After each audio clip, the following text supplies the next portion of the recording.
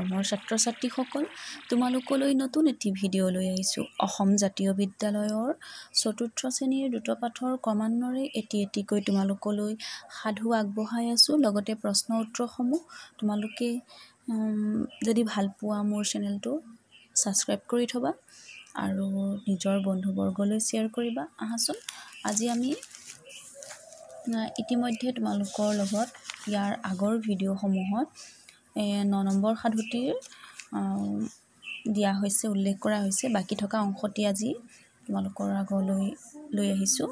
আহাচোন তোমালোকলৈ লৈ আহিছোঁ। যেতিয়া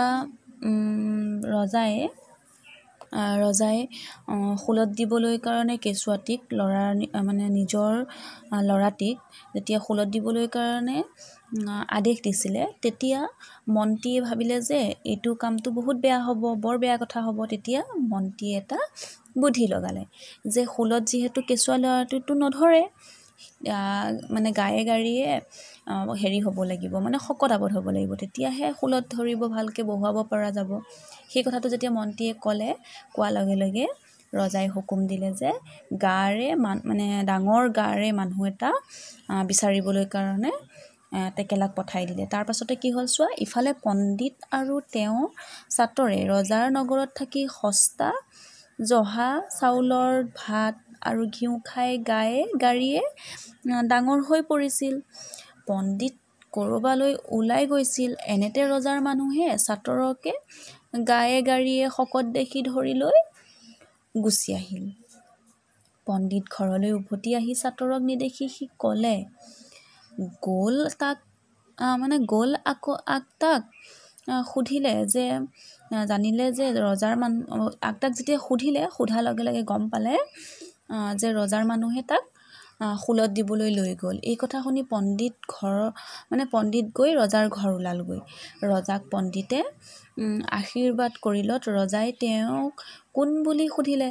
পণ্ডিতে ক'লে, মই পণ্ডিত, হাত চাব জানো আৰু গণি পঢ়ি ভূত ভৱিষ্যত সকলো কথা ক'ব পাৰোঁ।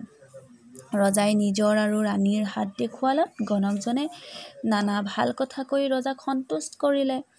এনেতে ৰজাই ক'লে, কাইলৈ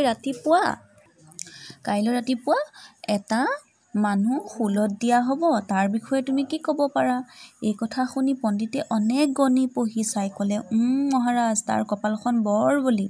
কাইলৈ সেই সময়ত যি মানুহক শুলত দিয়া যাব, সেই মানুহেই তৎক্ষণাত স্বৰ্গৰ ৰজা হ'ব। ৰজাই এই কথা শুনি জঁপিয়াই উঠি ক'লে, মই থাকোঁতে কুকুৰ গধূলি মানুহ এটা স্বৰ্গৰ ৰজা হ'বগৈ হে? এনে কথা মই কেতিয়াও হ'বলৈ দিব নোৱাৰোঁ। এইবুলি ৰজাই তেতিয়া মন্ত্ৰীক মতাই আনি হুকুম দিলে যে সেই ডাঙৰ মানুহটোক এতিয়াই এৰি দিয়া আৰু কাইলৈ মইহে শুলত উঠিম, আন কোনো উঠিব নোৱাৰে। যেনে হুকুম তেনে কথা হ'ল। পিছদিনা জৰদগবক কি কৰিলে